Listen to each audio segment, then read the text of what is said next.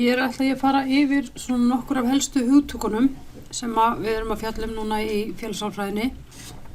Hvað er sálfræði? Þetta er vísindagreinin sem rannsakar atferli og hugarstarfsemi, hugsun og tilfinningar. Og þið sjáu hérna, hegðun hefur áhrif á tilfinningar og tilfinningar hafa líka áhrif á hegðun. Hugsanir hafa áhrif á hegðun og hegðun hefur líka áhrif á hugsanir. Tilfinningar hafa áhrif á hugsanir og hugsanir hafa áhrif á tilfinningar. Þetta virkar allt saman, fram og tilbaka. Ef við mætum tígristýri, hvað gerist þá hjá okkur? Það er einhver hegðun, það er hugsun, það er tilfinning. Og í hvaða röð gerist þetta? Við skynjum áreitið, sem sagt við sjáum og heyrum í tígristýrinu. Áreitið sem er myndin berst inn í taugakerfið. Í heilanum eða huganum er unnið úr áreitinu, það er hugsunin. Það verður einhver merking sem að segir að við eigum að finna sem sagt það sé eitthvað tilfinning og það er hræðslu tilfinningin. Þá loksins sýnum við hegðun. Og þetta sést hér, það sem þú hugsar, hvernig þið líður, hvernig þú bregst við.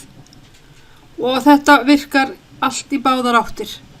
Og þetta tekur bara örskamma stund í heilanum að gerast. Þetta er ekkert sem við verðum vör við að sé að gerast. Þetta er bara, búm, við hreyfum okkur.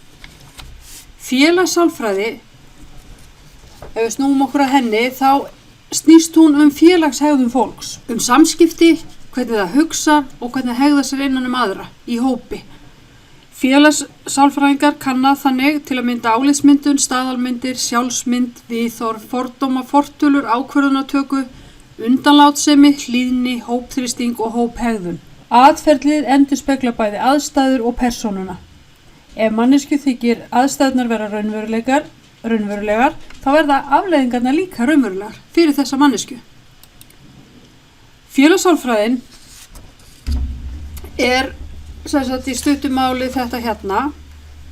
Þetta er social thinking, social influence og social relations.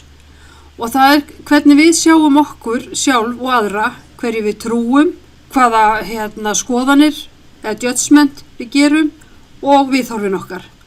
Síðan er það social influence og það er menningin og það er þessi pressa að þurfa alltaf að vera að gera eitthvað. Og það er persuasion og groups of people og síðan er það relations, social relations, það eru fordómar, það er svona reiði, aggression, það er aðlöðunin, intimacy og helping, að hjálpa öðrum. Og þetta er allt flókið samspil sem við ætlum að fara í nánar í þessu kúrsi. Þá ætlum við að fara yfir þessa þætti og svona sjá hvað það er sem er ráðandi og hvað ekki. Hvað gera félagssálfræðingar? Þeir eru flestir starfaðir við kennslu eða við rannsóknarstörfi í framhaldsskólum eða háskólum. Þeir starfa líka í einkageiranum. Þetta eru ráðgjafar, rannsóknarfólk, markaðsfulltrúar, framkvæmdastjórar og stýrur og stjórnmálasérfræðingar. Þeir vinna í ríkisstjórnum og góðgerðarsamtökum, þeir hanna og meta stefnuskrár og plön í menntageiranum, vinna við lausnir ágreiningsmála og umhverfisvernd. Þeir eru út allt. Það má eiginlega segja bara að það sé fljótlegasta skýringin. Þetta er það sem við ætlum að skoða á önninni. Við ætlum að skoða eftirfarandi fyrirbæri sem eru skema, álitsmyndun og frumhrif, staðalmyndir og fordóma, eignunaraðferðir, hugsanavillur, viðhorf, áróður og fortölur, aðlöðun, dálæti og hrifningu, félagslega örvun og félagslegt slór, hjálpsemi, múhægðun og hlýðni við yfirvöld. Og ég mun fara hérna bara svona lauslega yfir þessi svona fyrir hvað þetta stendur hérna og núna bara á eftir. Sumt tökum við lengri tíma í að fara yfir og sumt erum við fljóta að fara yfir. Þetta er allt, ekki allt. Tek það tilbaka, þetta er ekki allt. Flest af þessu eru orð sem við höfum heyrt áður og við tengjum við eitthvað en ekki endilega neitt sem heitir sálfræði. Heldur þetta er bara orð sem maður er að nota og nota kannski í öðru samhengi. Fyrst er það þá skemu eða skema og hvernig við vinnum úr félagslegum upplýsingum. Skema er eiginlega eins konar spjaldskrá hugans og við erum stöðugt að uppfæra nýjar upplýsingar. Ef þær passa, þá fara þær inn í spjaldskrána okkar, annars búum við okkur til nýtt spjald. Og hún gerir okkur, þetta skema gerir okkur kleift að geyma mjög mikið upplýsingum og þetta eru fyrirfram ákveðna hugmyndir hvernig einhver eða eitthvað lítur út eða hagar sér. Við heyrum eitthvað einhverja mannesku eða eitthvað og við setjum það strax á sinn stað í heilanum. Og sama er með fólk, við hittum mannesku og við vitum að hún er svona og þá setjum við hana á ákveðin stað. Þetta er ákveðin einföldun á raunveruleikanum og þetta veldur skekkju því við alhæfum mjög oft og drögum rangar ályktanir út frá þessum skemum sem við erum búin að búa okkur til. Það er ekki allt sem passar þar inn í og það er erfitt að breyta þessum skemum því við höfum tilhneigingu til að aðlaga nýjar upplýsingar að okkar skemum. Þó að þessi upplýsingar sem passa ekki alveg við, að þá aðlögum við það bara að því. Síðan erum við með þessi fyrirbæri sem heita álitsmyndun og frumhrif. Og álitsmyndun er til dæmis þegar maður býr sér til myndamannesku og myndar sér þar með skoðun á henni.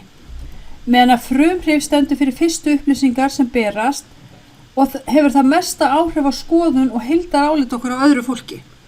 Og eins og sjáum hérna á myndinni, þá er gaurinn hérna með hjarta og nafnið Sue hérna inni og kona þar álítur þar á leiðandi að þetta sé einhver gömul kærasta en hann segir nei, þetta er ekki gömul kærasta, ég er hérna lögfræðingur, sem sagt Sue. Hann er alltaf að kæra. Staðalmyndir og fordómar. Staðalmyndir eru fyrirfram ákveðnar hugmyndir útlit eða eiginleika fólks sem tilheyrir ákveðnum hópi eða stétt innan samfélagsins. Til dæmis það hvernig það eigi að hegða sér og hvaða störf sé við hæfi þessa fólks. Staðalmyndir geta haft mikil áhrif, sér í lagi á fólk sem tilheyrir hópum sem fylgja sterkar staðalmyndir og samskipti þeirra við aðra. Til dæmis getur sú staðalmynd að stúlkur séu gleðskjarnar ítt undir að það séu keypt skrautleg og litrík föt fyrir þær án þess að sé kanna hvort þær hafa áhuga á slíkum fötum. Þá getur svo staðalmynd að pankynhneigt fólk sé lauslátt orðið til þess að það verði fyrir fordómum eða jafnvel ofbeldi í nánum samböndum. Það er líka alþekkt svo staðalmynd að hommar geti ekkert í íþróttum en hún getur ítt undir óöryggi þeirra við íþróttaiðkun. Orðið fordómar er nokkuð gagnsætt í íslensku. Fordómar eru þeir dómar sem við fellum án þess að hugsunin fá að gerjast eða þegar aðeins ein hlið málsins hefur verið skoðuð. Þannig eru fordómar oft skilgreindir sem andstæða gagnrýnar hugsunar. Því það er engin hugsun að baki, við bara segjum eitthvað og ákveðum eitthvað.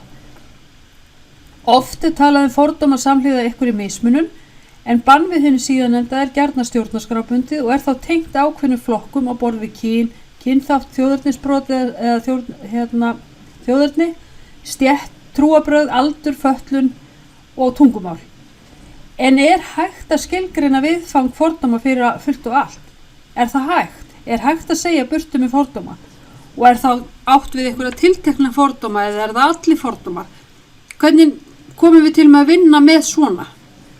Og það er eins og stendur hérna á svörtu myndinni að fordómar er eitthvað sem er lært, þetta er lærið hegðun. Þú fæðist ekki með fordóma til koma einhvers staðar frá. Það er eitthvað sem okkur er kennt. Síðan eru það þessar eignunaraðferðir eða attribution. Hvers vegna hagar Árelía sér eins og Auli? Og annars vegar þá er það af því hún er undir einhverju pressu eða þá ég segja að hún sé sjálfsmiðuð og hefur aldrei neina hugmynd hvað er að gerast. Og ef ég tel það að þá getur orðið þessi skekkja. Kenningar í félagslegri sálfræði sem snúum að útskýra hvernig fólk útskýrir hegðun annarra og sjálfsins með ytri og innri orsökum. Það er þessar attributions. Annarkvort er þetta ytri eða innri. Innri eru þannig persónulegi þættir eins og persónuleiki og hæfni, meðan ytri eru umhverfislegi þættir eins og félagsleg pressa eða hópþrýstingur eða eitthvað svoleiðis. Þannig dæmum við eitthvað annarkvort út frá aðstæðunum eða frá eitthvað sem er að gerast innra með viðkomandi. Þannig er hann Billy, er hann eineltisþrjótur af því að foreldrar hans voru vond við hann og hann lærði það frá þeim, eða er hann þessi þrjótur af því að hann er bara náttúrulega fæddur svona. Þetta eru spurningar sem snúa bara beint að félagssálfræðinni. En það er ýmsar villur við þessa eignun og grundvallar villan eða fundamental attribution error og það er svo tilhneiging að vanmeta ástandsáhrif á hegðun og gera ráð fyrir að sumir persónlegir eiginleikar séu ábyrgir. Þannig við vanmetum áhrif umhverfis og svona ytri þátta og setjum það yfir á persónuna sjálfa. Grundvallar eignunarvillan sem heitir fundamental attribution error. Við vanmetum áhrif aðstæðna og ofmetum áhrif hneigða.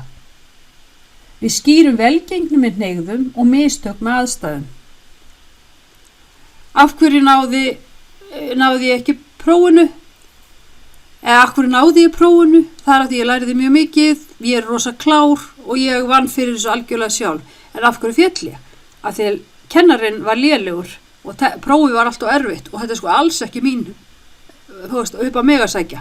Þannig að við svona útskýrum flesta hluti og þetta gerir maður bara eiginlega ósjálfrátt. Við erum alltaf að gera þetta. Viðhorfin eða attitudes, þið kannist nú við það orð og það eru jákvæð, hlutlaus eða neikvæð mat gagnvart áreiti, svo sem einstaklingur, aðgerðir, aðstæður, hlutur eða hugtak. Og þetta tilhneiging sem tjáð með því að meta ákveðna einingu með mismunandi jákvæðum eða neikvæðum hætti. Þannig verður að innri þörf verður það að ég er mjög ánægð með gráðuna mín í félagsfræði af því að hún auðveldar mér að fá vinnu. Út frá þekkingu þá er ég rosalega ánægð með að fá þessa gráðu í félagsfræði af því að hún hjálpar mér að takast á við mismunandi félagslegar aðstæður. Sjálfið segir ánægð með gráðu í félagsfræðinu af því að mér langaði til að vera tannlæknir en gat ekki hugsað mér að vera alltaf upp í munninum á fólki. Þannig að þetta þess vegna það sem ég valdi félagsfræðina. Og svo það gildin.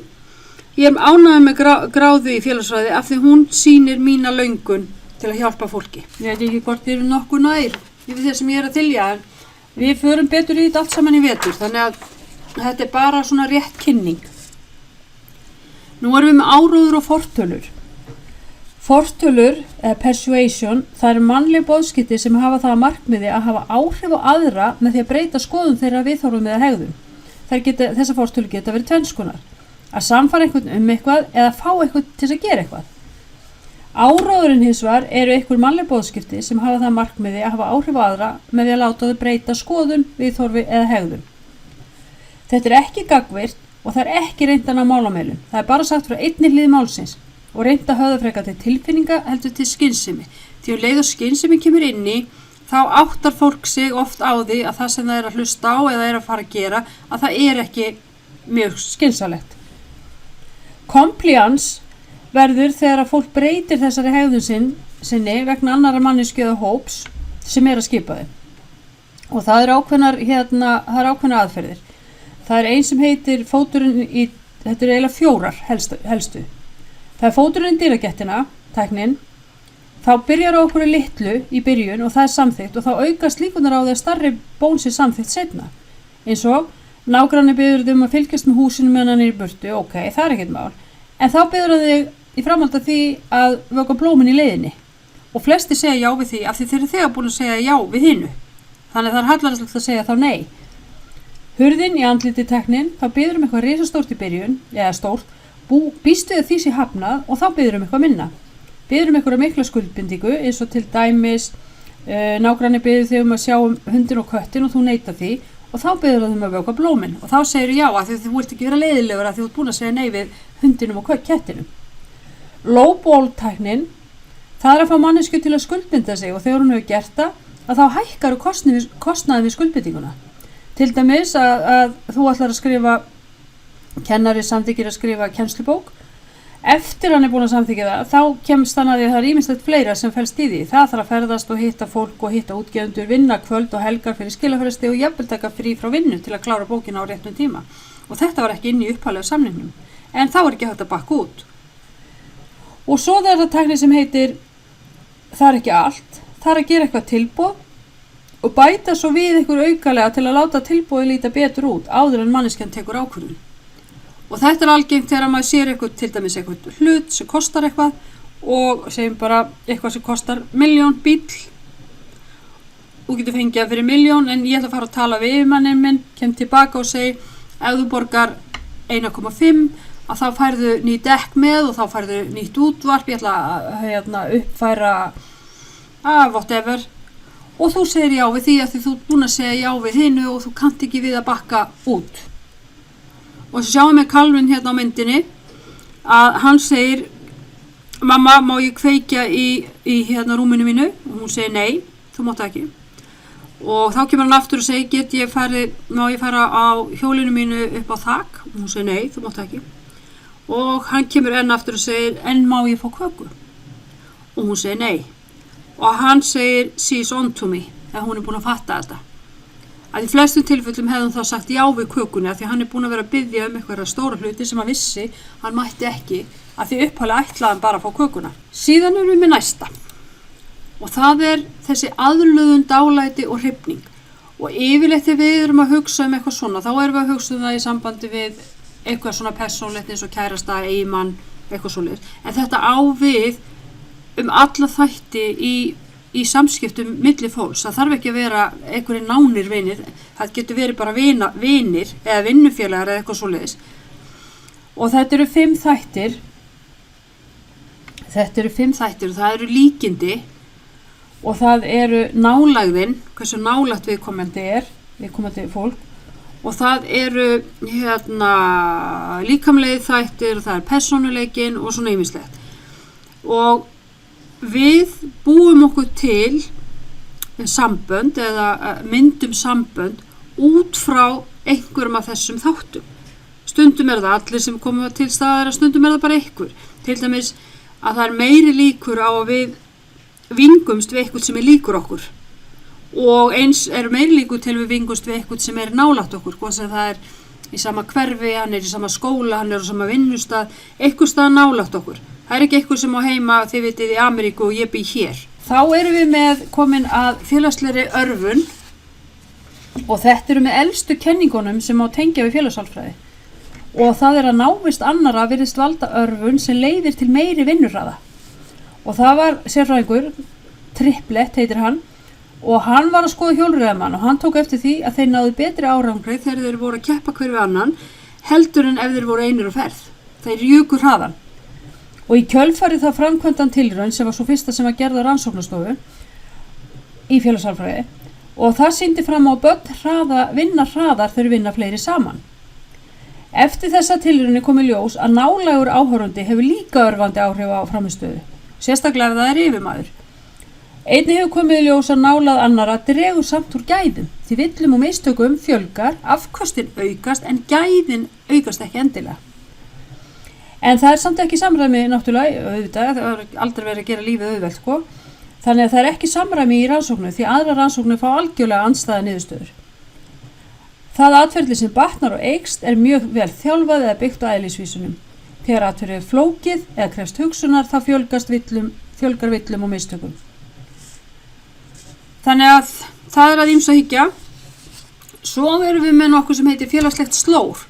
Og ef þið horfið á myndina þá sjáu þið hvað þá bara fattar maður hvað þeir eiga við. Hér eru allir þessi bláu að halda, þeir eru hérna í hópavinnuna að halda saman og það eru 2 hérna inni sem bara dúlla sér hérna með en ekki að gera neitt. Þeir eru ekkert að halda eins og hinnir.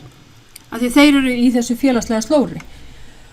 Og þetta félagslega slór tengist nærveru, vinir í burtu og opið rými. Leggja einstaklingar minna á sig í hópi. Það spurningin.